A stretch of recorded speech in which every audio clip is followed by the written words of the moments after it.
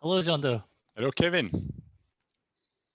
One of the big challenges people have when they are learning conscious guidance and control is to learn to work on their own, to do experiments on their own, and to start a daily practice where they improve without the teacher being there during the lesson. So do you have any advice for people how they can set up their own practice, they can work on themselves and do it in such a way that they can tell that they're making objective progress? Yes. The question of progress and growth is central, and there are different commitments. Of course, the first commitment is to decide to have lessons, and so that somebody will help you to set up experiments so that you can reproduce these experiments on your own. But that's only the first commitment, the easiest one. The other commitment is the one you're talking about, how to set up your own practice. That is, you're going to work with yourself.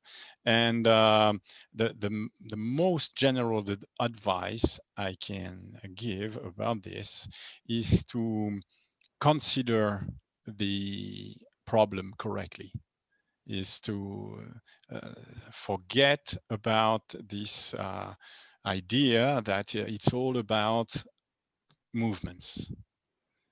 The movements are simply the backgrounds or the tools that we are going to use in order to see whether we are getting better at using our mind or not.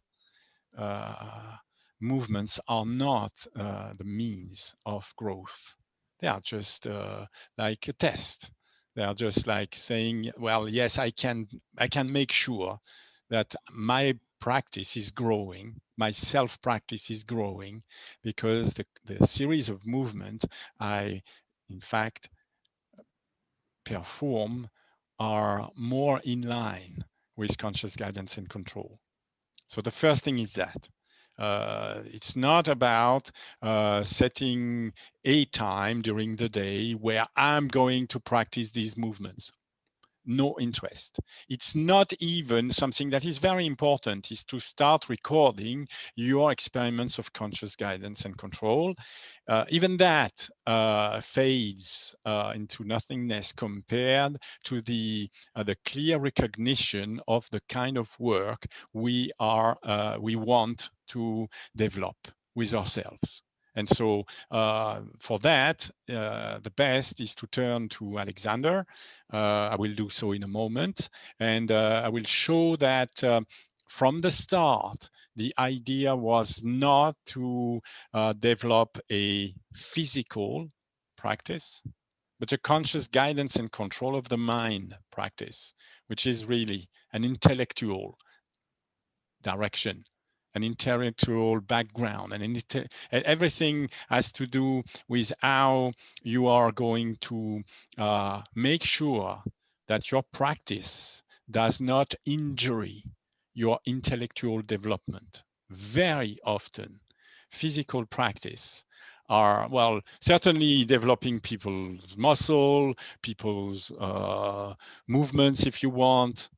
But if you look at their intellectual development, wow, oh my God, it's not really nice. And it's absolutely not the idea. If you develop a practice with yourself from the basis of conscious guidance and control lesson that you have with your teacher, make sure that you're not, in fact, silenciously developing an injury to your mental growth. So, let's have a look. I want to show you how devious Alexander can be. So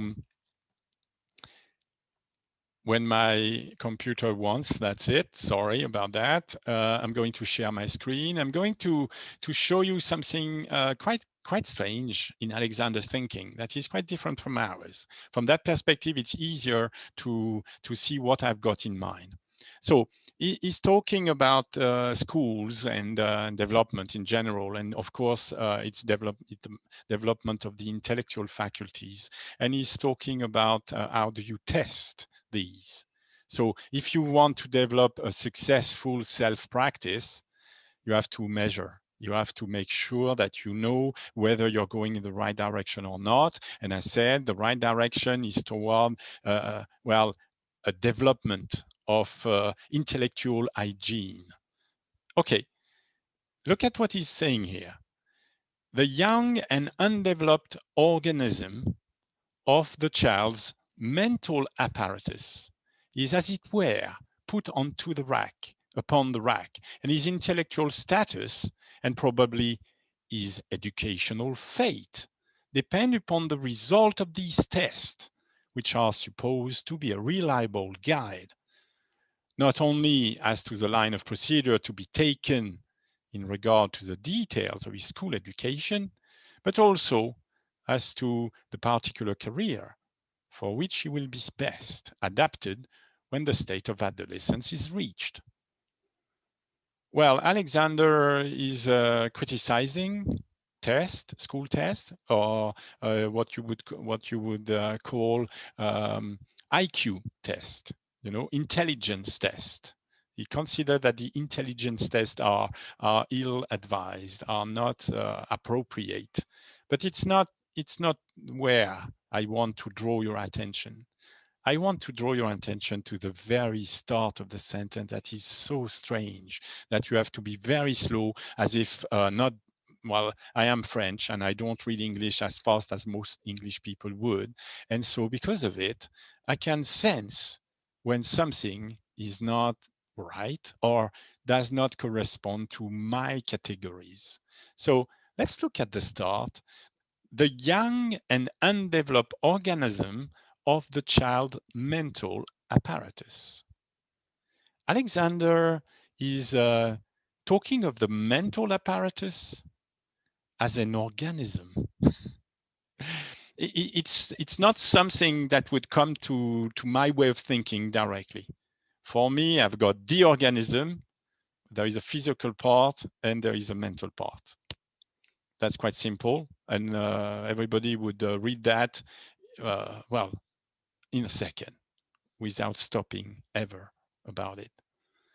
But here, it's absolutely strange. Alexander is talking of the mental apparatus of the child as an organism. So an apparatus is a system or some sort of piece of equipment that is necessary for a task. So when you compare the apparatus with an organism, you have in mind something that is organic and where the result is in fact the conjunction of different organs, of different things. So in the development of the practice of conscious guidance and control, this is a very interesting position, intellectual position to have from the start. So, of course, I said there are movements. We are going to discuss movements, which in fact form a gesture. That Alexander talks about a series of movements. So, for example, just sitting requires a series of movements of the different parts of the mechanism of the torso and the mechanism of the arms. So, of course, we discuss movements and most people would think physical. But in the mental apparatus as a system, there are other things as well. There is what we call decisions of movements. Decisions of movements are not physical anymore. Yes, you can make a decision of movement, or you can make a decision not to do a movement. This is something that happens in your mind, of course. So movements, then decisions, and then I continue, and in the, well, organism of the mental apparatus, you've got what we call verbal speech. The Alexander technique was constructed around the capacity that we have to use instructions in order to guide mental decisions, which can or could be applied to movements. There is three different parts that are going to work together. And when we talk about the last one, verbal speech, well, don't equivocate. It's absolutely clear. that it's where we need the most work, that where our commitment must be strongest.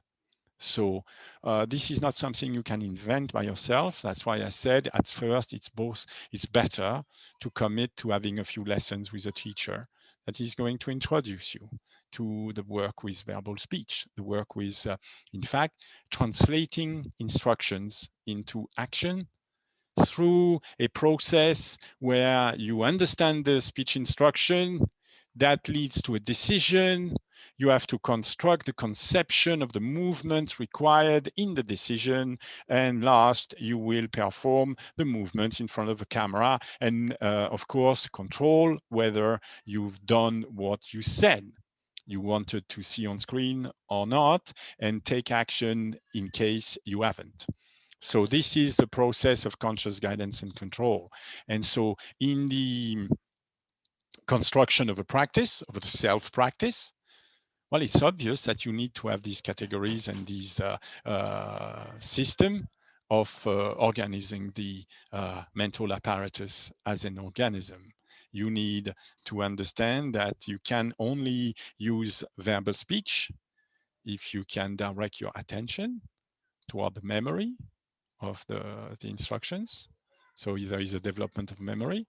And then there is something also that is very central to Alexander's understanding of the mental apparatus.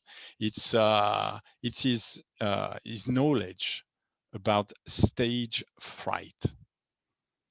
Because as a comedian, he was confronted with this, and he discovered that on stage, your mental status tends to be a shade lower than it is in normal life when you're not, in fact, subjected to stimulation. He found that he was more intelligent when he could find his words when he was easy sitting having a drink, but when he was in the fire of the action on stage with people looking with strange faces, then it was suddenly a completely different ball game. And so you have to understand that the intellectual practice that we want to set up in the initial Alexander technique work with oneself is not just to, well, be able to repeat a few instructions when not stimulated.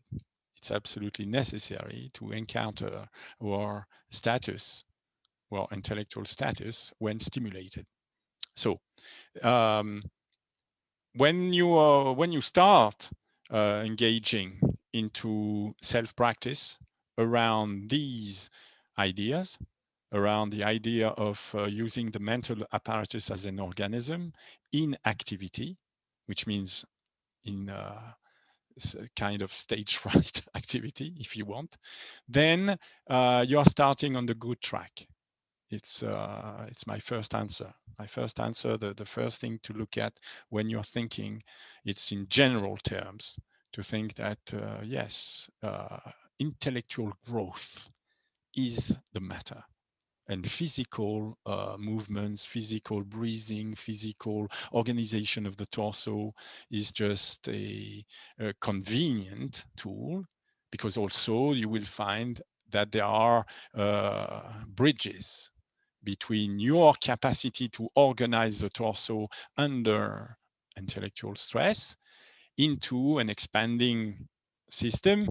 Of course, this helps being more capable of maintaining a mental status. And this is related to why Alexander said that he didn't like the word posture, because people are going to have a set of ideas related to it being a sort of entirely physical issue. Absolutely. Yeah.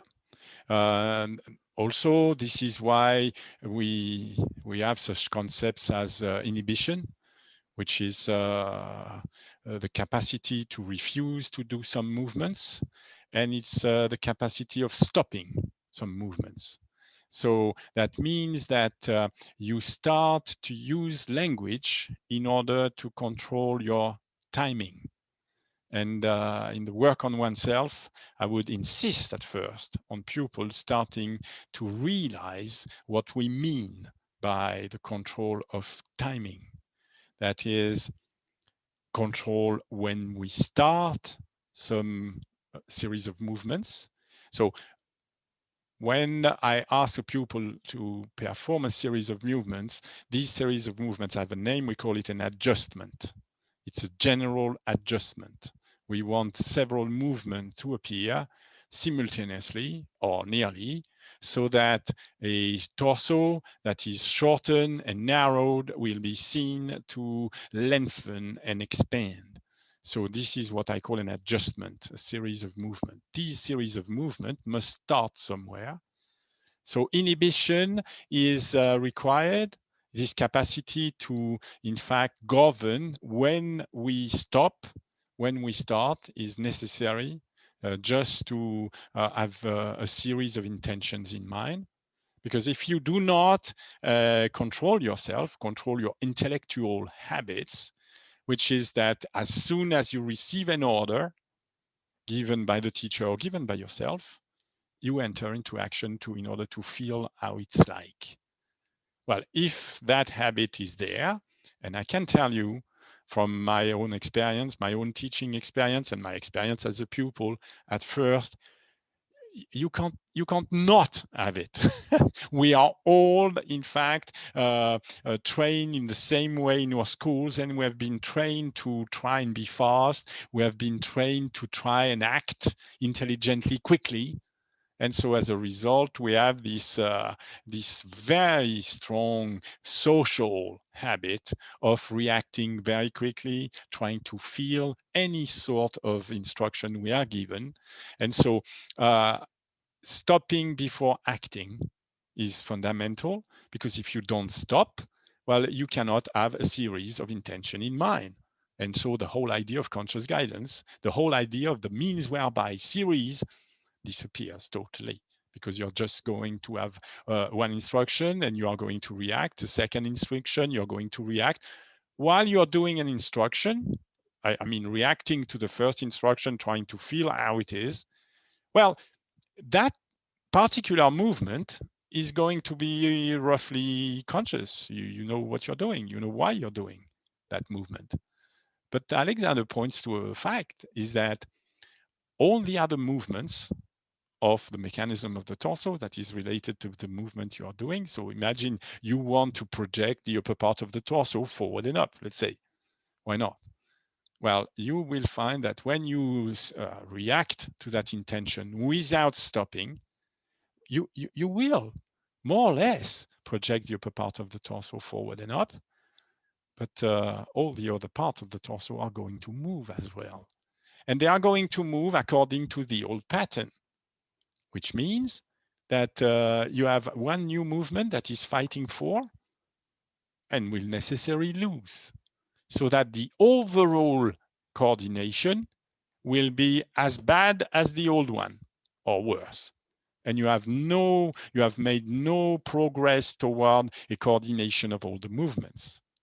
The problem is intellectual to start with. It is not a physical problem. It is an intellectual problem to have more than one idea in mind and to maintain these ideas as intentions to be performed all together. This is the central problem, or the central solution, if you want, of that Alexander proposed, that has completely disappeared in the modern Alexander technique, of course, because they don't need it, as everything is done by the teacher. But if you want to start your own practice will start with this intellectual problem. And there are ways to help people to start to build an own practice where the speech, the decision, and the movement starts to, well, act in a single, well, process or single apparatus, as Alexander explains it. So before someone starts working on themselves, in general or just on a specific day, it's useful for them to stop and remember that this is an intellectual problem to begin with, that before they just jump straight into moving and watching movements, which they'll just do in the old habitual way. So you mentioned habits. How would you define a habit, and what makes something a psychophysical habit as opposed to just a sort of physical movement habit? So, for example, if someone was watching someone work on themselves, it would look like they were just doing movements. But the person doing the movements, if they're doing conscious guidance, they're having a different experience. Something else is going on when they're doing the movements. Can you talk about how you would categorize the different sort of levels of mental impressions that people are experiencing while practicing? Yes, but first there is a marked difference between somebody that is improving their movements by movements and someone that is on a conscious guidance and control procedure or self-practice. And the difference is that it's very difficult to see when somebody is really using conscious guidance and control. You will see somebody moving very little. And if they rehearse the instruction in their mind, you will not notice anything. It will be very difficult to start to see where the person is starting to adjust and when the person stops. Well, I mean somebody that has some knowledge about it, because of course a beginner, it's not going to be like this. For a beginner, at first I would recommend to use verbal speech, but not covert verbal speech, but overt, that is aloud, that you're starting to give your orders aloud. So a direction is an instruction of movement, and the best is to give it aloud so that it's recorded as well as the reaction. I am going to pull the tip of the elbow outward, forward, and down. And so I would check on video to see whether any of the elbows have moved in any sort of way. The idea is that I am giving an instruction out loud, and I am making my utmost not to perform that instruction alone. That's the first problem. The second is to say, I am going to pull the ribs at the back of the armpit back and up. And so this is a second instruction, and it should also be totally inhibited. So there should be no apparent movement that you can notice when this instruction is given. There should be no sort of trying to feel what it would be like to have the ribs at the height of the armpit go back when you're projecting the tip of the elbow outward, forward, and down. It should be, I'm not making any sort of physical translation yet, because I am just rehearsing instructions. Alexander used the term giving instruction. So when you give instruction, the main problem is accuracy, is being able to exact the verbal memory, to make sure that your way of repeating the instruction is always the same, and that you really mean every word of the sentence. Well, to say you really mean every word of the sentence means that you have a mental representation of the characteristics of the movement you're talking about. Mostly there are rotations we are talking about. So it means that you know more or less what is the start of the movement, what is the direction of the movement, and what is the center of rotation of that movement. So to really mean the instructions, you have to really understand the meaning of the movements involved. Yes, I think it's fairly clear. And you also, when you were giving an example of the orders, the instructions earlier, you said "I will" and "I am going to." So can you talk about why you begin the instructions in future tense like that? Yes, that's very good of you to notice it and to point to it.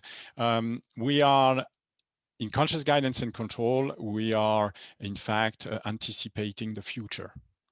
we are preventing habitual hacks to happen. We know that we have some habits. You wanted the definition of habits. The first definition of habits is simple, is events that occur repetitively in similar situations. So we are creating a repetitive system. When we say a practice, it's something that we are going to repeat. And so we've seen on video that we tend to react to certain instruction in certain ways. And it's been pointed to us time and again that this is not exactly the movement we want to see performed when the instructions are set into actions. So we know we tend to react in the incorrect way. And so I will pull the ribs at the back of the armpit back and up is like a sentence that wants to increase the odds that a movement that is not habitual is going to be seen on screen when we review the video. But the whole thing, when I say I will, it means that it's not at the moment I am sending the instructions. Alexander used sometimes the word messages, in order to categorize the instructions or the orders. And this is very interesting because a message is clearly intended for the future. You send a message. Well, of course, when you send a message, the person is not reading the message. So you're sending the message in the present, and it will be read, it will be acted upon later. When you send an instruction to yourself, you're sending the instruction right now, but with this provision that you can, in fact, wait. You can delay the time when you want the action to be performed, so that instead of performing one action at a time, you're going to be able to delay several messages and perform all the messages all together at a later moment. So the future, the tense, is very important to impress upon my mind. So imagine a beginner, to impress upon the mind of the beginner this idea that the instructions are not for now. The instructions are not to be used separately. The instructions are only useful if you project them into the future. So the Alexander technique is about prevention in the sense that we are trying to increase the odds of not repeating movements that we are seen performing on screen all the time. So yes, this belongs to when we were discussing the piece of equipment or system that is necessary for a task. Here we are discussing the verbal speech, how we can use verbal speech in order to direct ourselves in the future. And so it's the way we construct sentences. It's the structure of the sentence, and it's clear for everybody. When I say I will pull the tip of the elbow outward, forward, and down, it's obvious, at least in syntax, that I'm referring to a future event, not to something that I'm constructing and performing now. So yes, this is very important in the practice.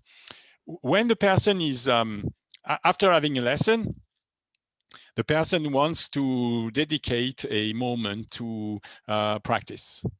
So what's going to happen? Well, the person is going to be performing, for example, I'm performing a sitting. I am sitting on my chair at the moment. I have a camera there.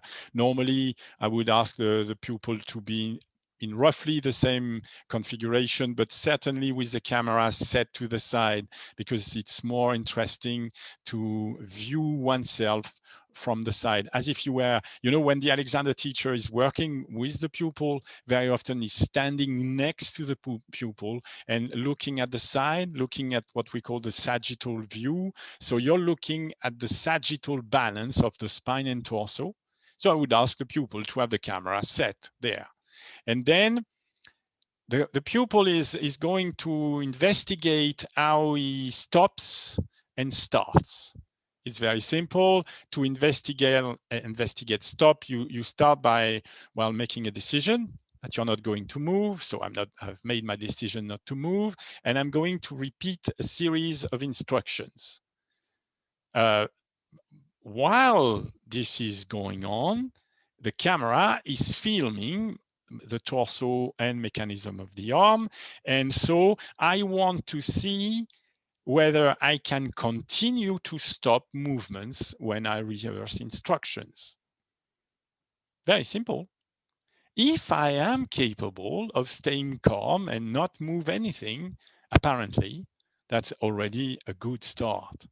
And then there will be a second phase. And the second phase, it is necessary to plan and understand that adjustment, of course, have to start somewhere in time, but they have also to stop somewhere in time.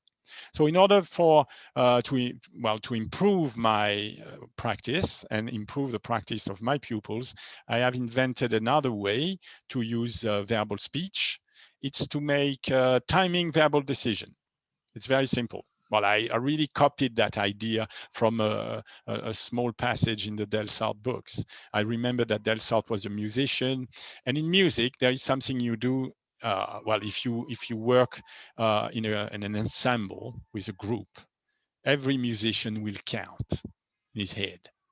And so I started to use that idea that you can start and plan when to start the projection of all the gesture together by just saying one. You say at one, I will start.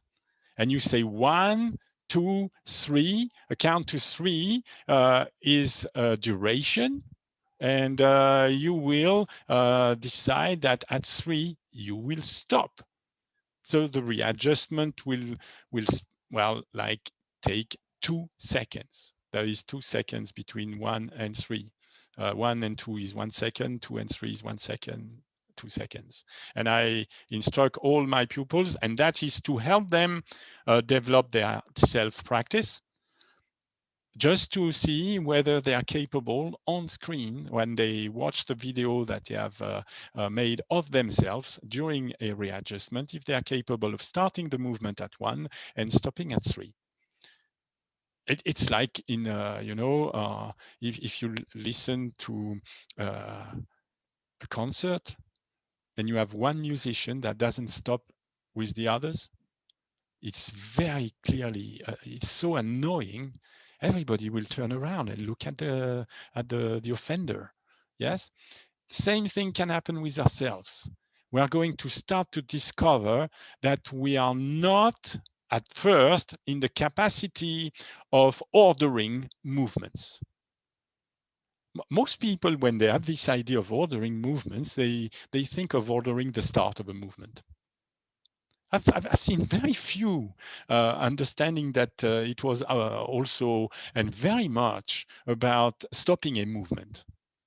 So when we start to establish a practice with oneself, then it's necessary to have much clearer ideas. And so it's one thing to say it, but it's something else to start to watch the video of our performance and discover that, wow, to start a movement at 1 and stop it at 3 is a terrible intellectual problem. But terrible, not in the terrible means magnificent, immense. It's not going to be solved just by will or sheer, resolution. I am going to stop when I say 3. Yes, good. Watch the video, you will see. And so it's these kinds of problems. Alexander also drew my attention to that in his writing. These sort of problem are not something to placate yourself. They are something to expand your own activity. Because of course you will discover that you're starting to deal with a very complex system. The apparatus, the mental apparatus that we are discussing, and the physical apparatus of movements, wow, is incredibly complex. And so this will develop your sagacity, your intellectual agility, your curiosity, your willingness to explore, and so your general intellectual pleasure. If you set up a practice and there is no intellectual pleasure, well, it doesn't matter. Very often you will see people practicing push-ups or practicing yoga, and the intellectual aspect is very little engaged in it. And so they have very little intellectual pleasure. They may have some physical pleasure or if they crave for physical sensation, they will get the physical sensation they crave, but they will get very little intellectual pleasure. And Alexander thinks that if this is the case, they are really, in fact, performing an injury to their intellectual growth. I started with that, and that's the way I would finish that first answer. Oh, it's the second. If you have a third question, I will try and give you a third. You said, well, we're giving ourselves instructions and then seeing if we follow them on the video after. So really what we're doing is we're training our conscious will to command ourselves and also training ourselves to obey ourselves. So can you talk about how that it's a much, when you start doing this regularly, it's a much deeper or higher problem or practice than it might first seem if you think it's just about doing movements in front of a video? Yes, and that is directly related with your idea of resolution. First, the 1st January resolution, I'm going to decide I'm going to do this and this and this, I'm going to stop that and that and that. And you find out just less than 15 days later that you haven't. You haven't gone in the right direction at all. And so why is that? Why is it so difficult to maintain resolution?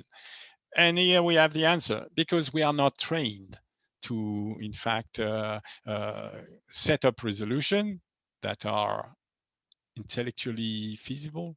And also we are not trained to putting resolution into action.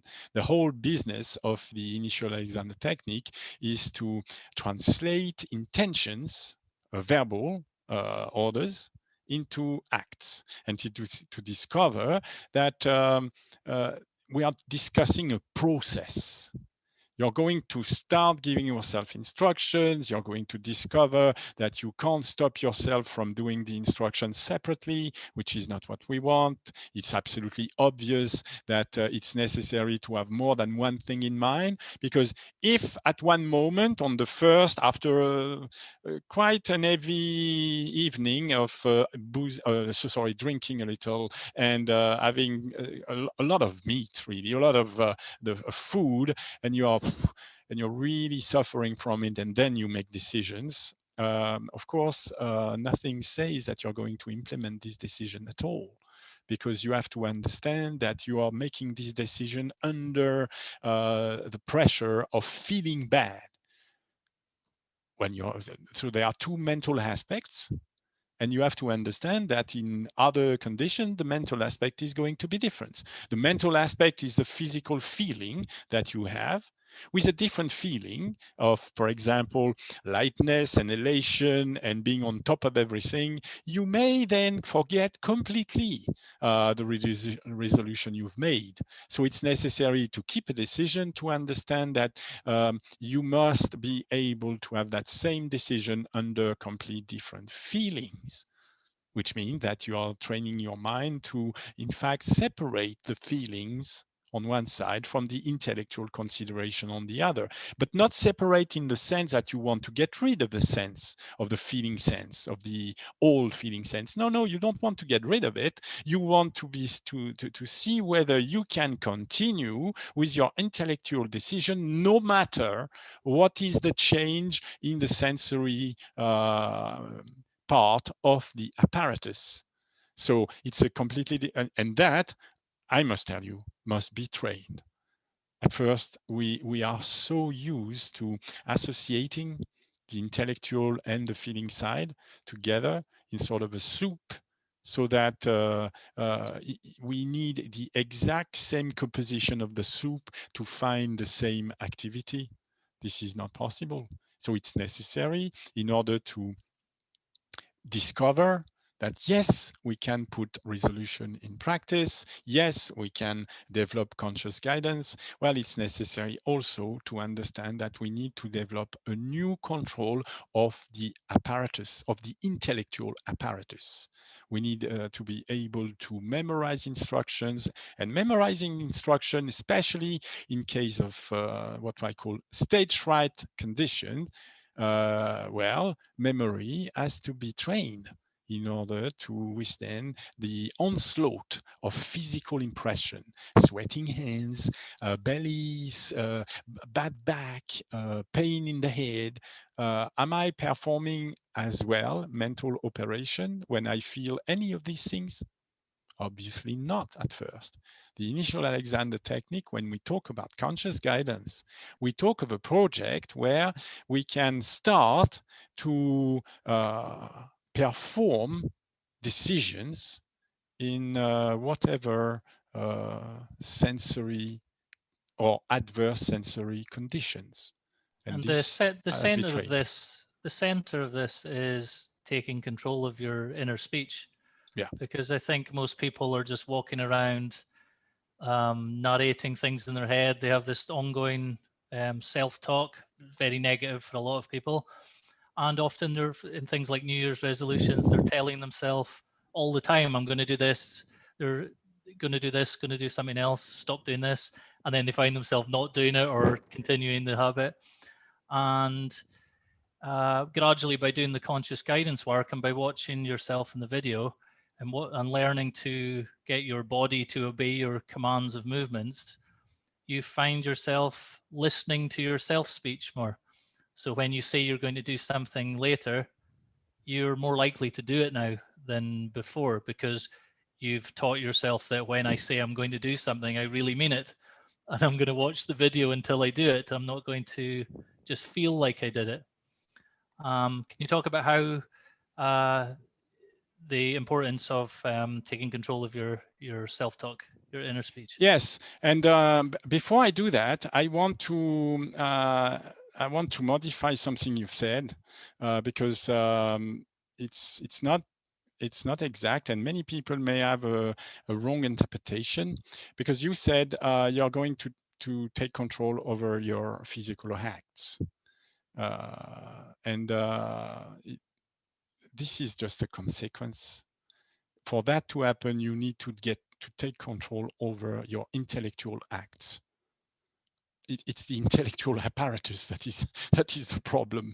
It's not the problem of obeying orders really by showing movements. It's the problem of organizing the orders so that it's possible to, in fact, implement the orders. Imagine you give yourself an order of performing a certain rotation, and you don't know where the center of rotation is. You've not been told, or you're not told yourself where the center of rotation is. You're in the dark. You don't know what you're doing really. It's not the problem is not, well, the physical act is going to be discussed as not exactly what we want, but it's not the physical act the problem.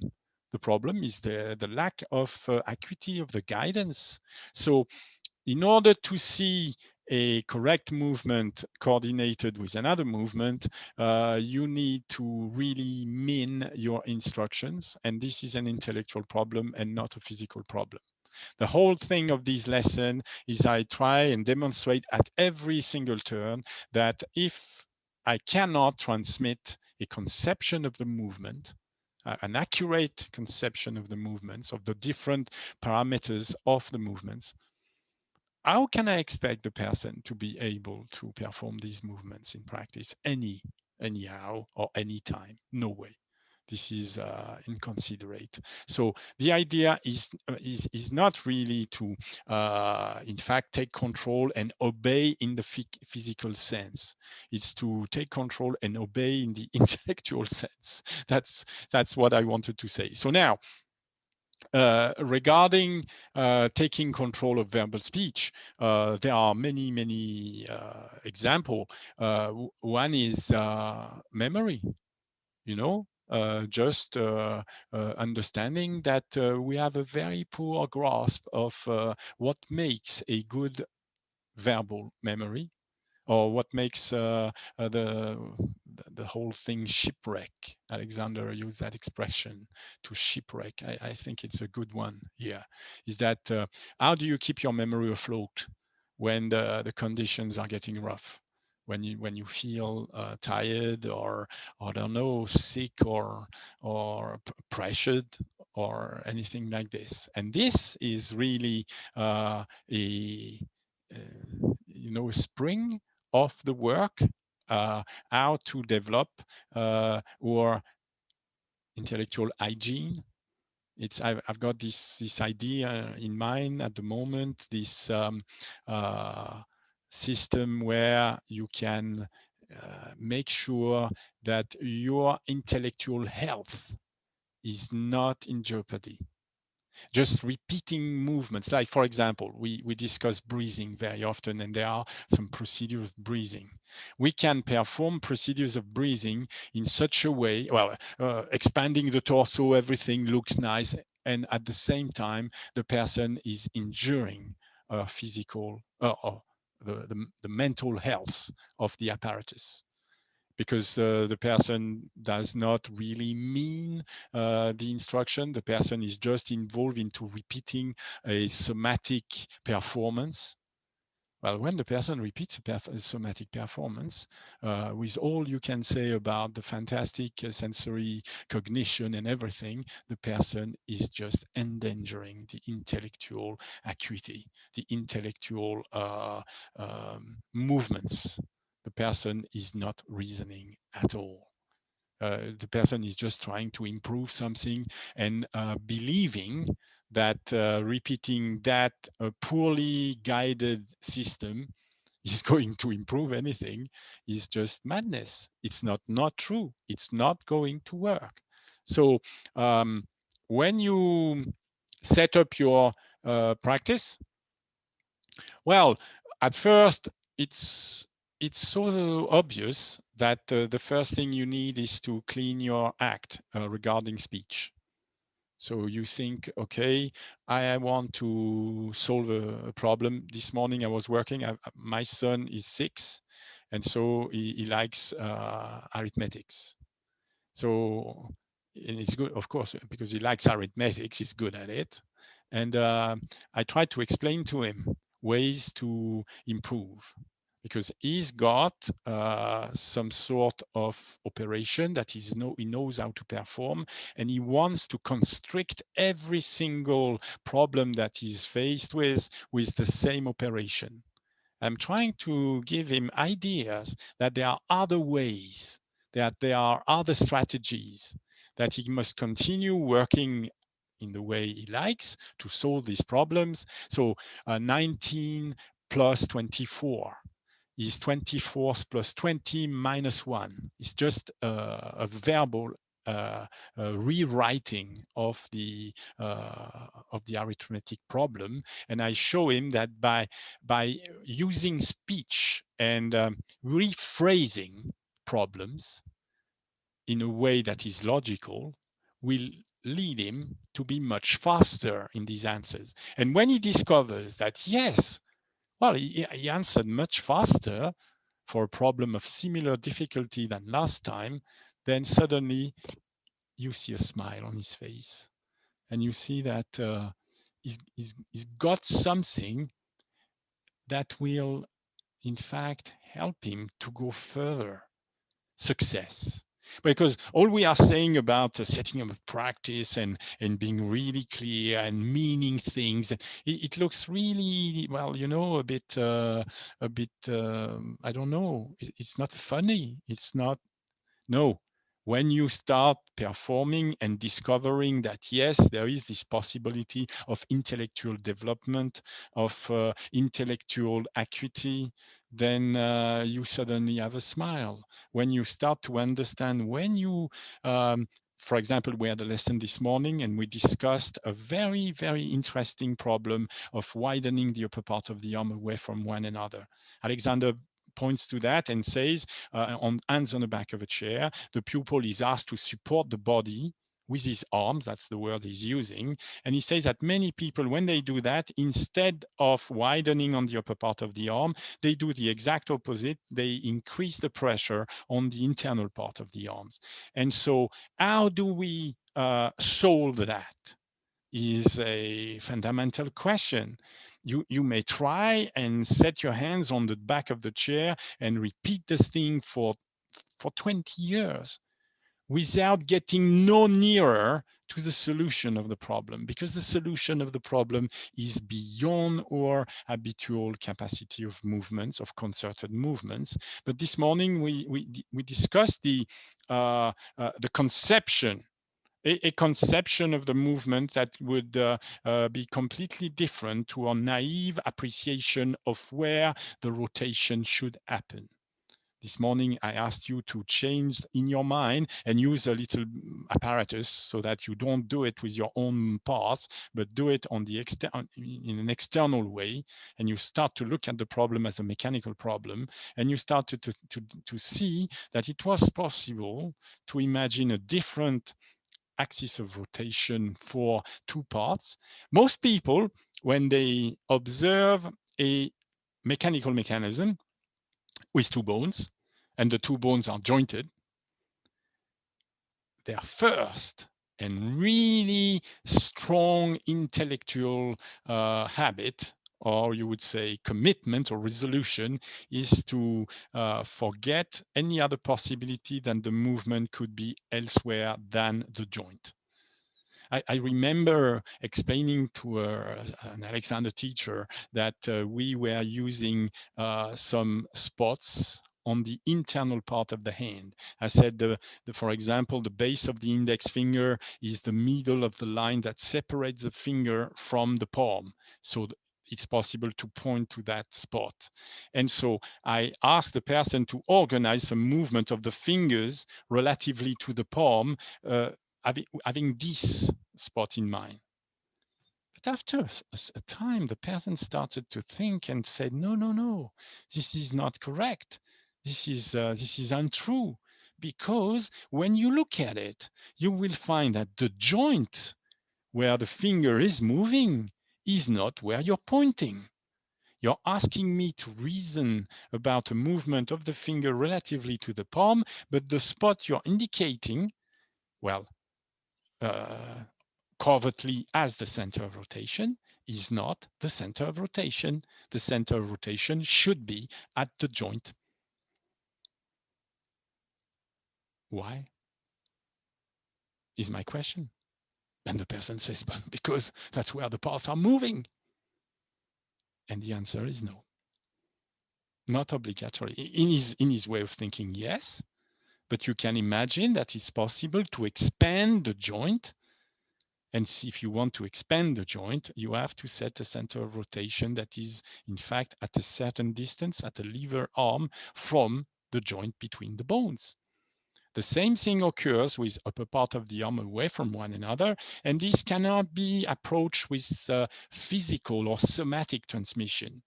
I've seen counts and counts of teachers that have had hands on back of the chair, lesson given by someone else.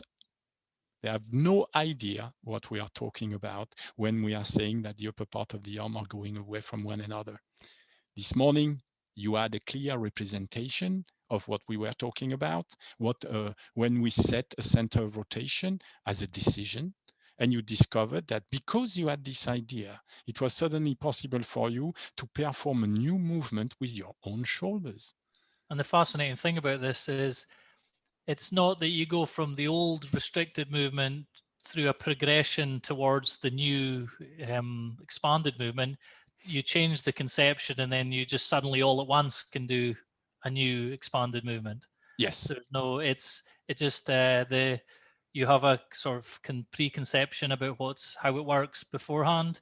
You learn a new conception of how the movement works. In this case, changing the center of rotation, which is a psychomechanical problem. It's not something you feel, something you understand, and then you implement that. You do a new movement, and then you've done something you were incapable of doing physically before the new understanding.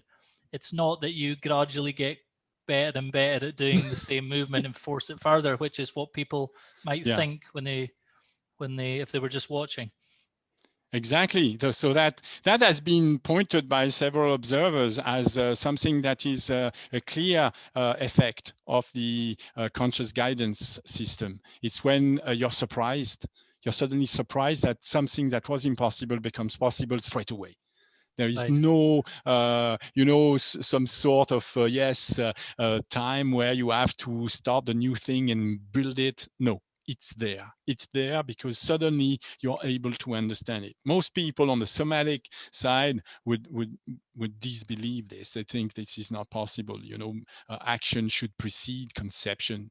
But in that, you saw this morning that yes, suddenly, you can suddenly perform new actions with very, for many people, shoulders are very problematic areas or something that they have trained in different ways, but always with the same conception. So their old conception or their old misconception is very strong, and suddenly it's gone. And then every single pupil I've seen have had a smile. Their intellectual grasp of the situation brought them to have a smile. This is what Alexander is talking about. I'm going to end up this with a last quote. Where is it? Look at this. This is the idea of growth and enjoyment brought together by Alexander.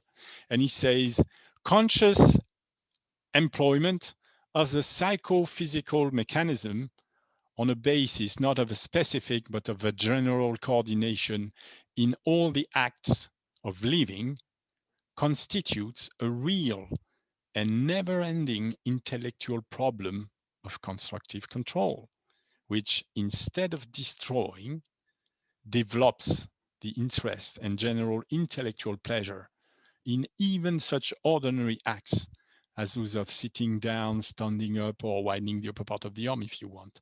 So when you set up a practice, you have a clear guideline that is given here by Alexander. It's you must understand that in the conscious guidance and control system, we are dealing mostly with the intellectual pleasure of applying the mind and solving problems through applying the reason mind.